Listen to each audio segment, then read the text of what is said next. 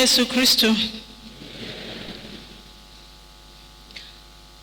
Kwanza nichukue fursa hii kumshukuru Mwenyezi Mungu kwa kutupa nafasi ya kukutana hapa kwenye jambo hili muhimu.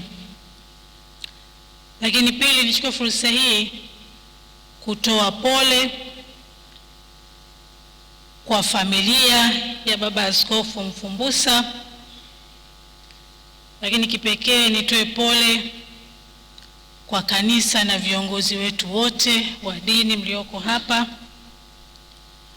Lakini pia nitoe pole kwa ujumla kwa wanakondoa, waumini wanakondoa, lakini Watanzania wote kwa ujumla. Kipekee tunamshukuru Mwenyezi Mungu kwa maisha ya Baba Askofu, akiwa miongoni mwa wanadamu waliopata nafasi ya pekee kwa maana ya kupata elimu ya kina ya dini, lakini pia kupata elimu ya kina ya duniani. Ni nafasi ya kipekee ambayo tunasema aliitumia vizuri sana, kwa matokeo ambayo yote tumeyaona kwenye jamii yetu.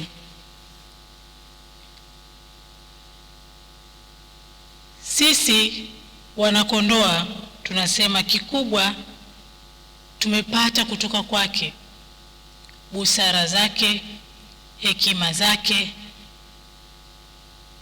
kiongozi ambaye alikuwa msikivu, lakini aliyekuwa na nafasi ya kuwasikiliza wote bila ya kuchagua.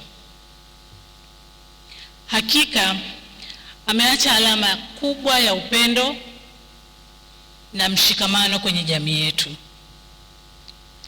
na sisi tunasisitiza kuendeleza hilo: upendo miongoni mwetu, mshikamano miongoni mwetu. Tuendelee kuwa wamoja kwenye uimara, kujenga wilaya yetu, lakini kujenga taifa letu.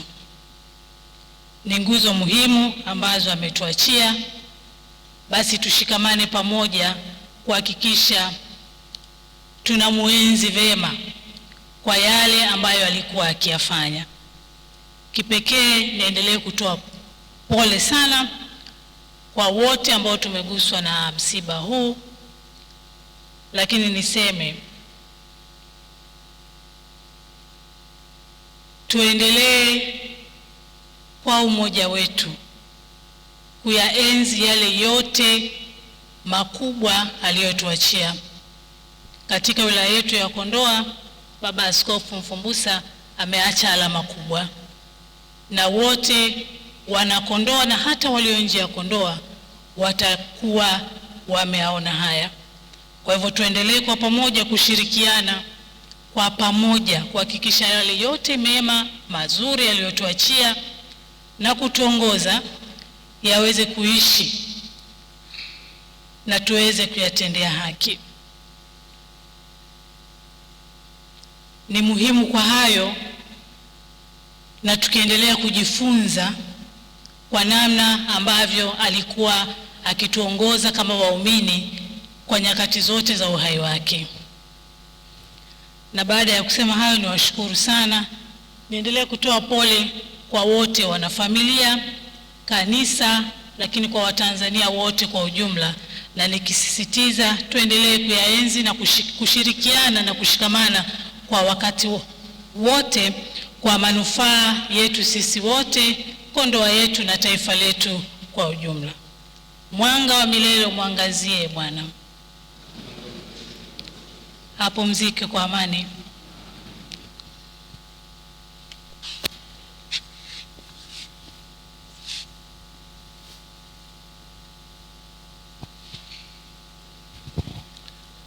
Asante sana Mheshimiwa Mkuu wa wilaya yetu ya Kondoa, Mama Fatma.